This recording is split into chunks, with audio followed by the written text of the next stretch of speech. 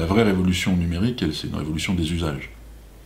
C'est aujourd'hui, les lecteurs, ils ont envie d'avoir Libération quand ils le veulent et comme ils le veulent. Et puis surtout, il faut concevoir les papiers pour les lecteurs qui sont des lecteurs aussi surinformés. Les gens qui aujourd'hui achètent encore de la presse écrite traditionnelle sont des gens qui de toute façon ont une tablette, un téléphone, écoutent la radio, regardent la télévision.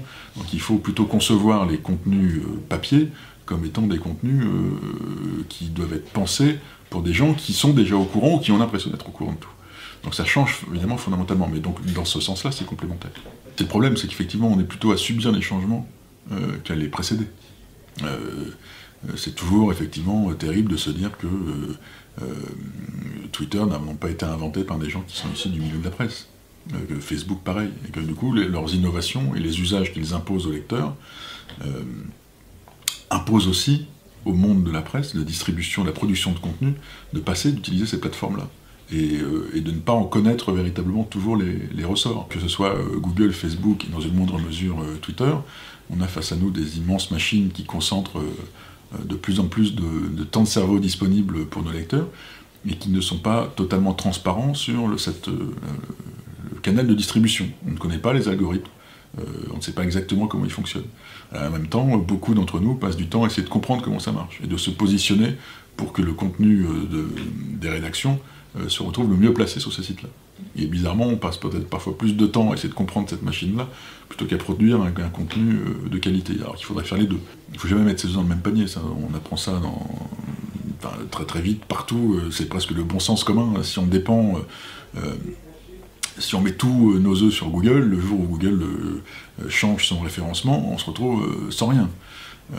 Si on mise tout sur les réseaux sociaux, le jour où les règles changent, et parce que c'est le bon vouloir de Facebook ou Twitter, on se retrouve aussi le bec dans l'eau. Donc il faut toujours être, si possible, c'est pas donné à tout le monde, varier ses sources d'approvisionnement, ses sources de distribution de contenu. Donc c'est une espèce de jeu de chat et la souris.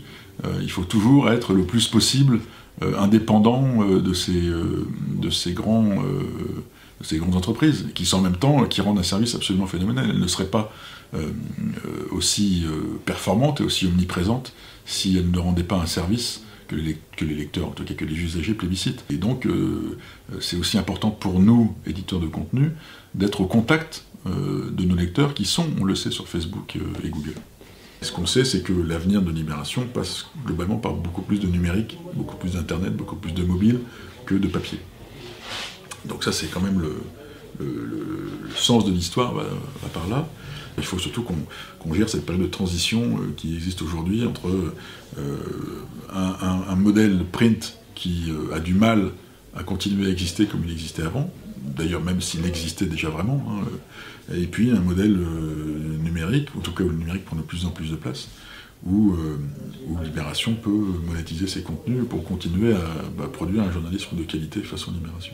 On peut penser qu'on change complètement d'air et que ce qui se passe aujourd'hui est très destructeur et qu'il va en sortir des nouveaux modèles. Peut-être qu'on peut aussi être moins optimiste et se dire qu'on vit une crise qui va être permanente, sur laquelle les investissements qui avant rapportaient, quand on misait 10, on rapportait 20, aujourd'hui quand on mise 10, on rapporte 12. Mais si on ne mise pas ces 10-là, on va mourir. Donc il faut clairement être se mettre dans une marche en avant qui doit nous permettre, je l'espère, de continuer à être bon sur la production de contenu journalistique.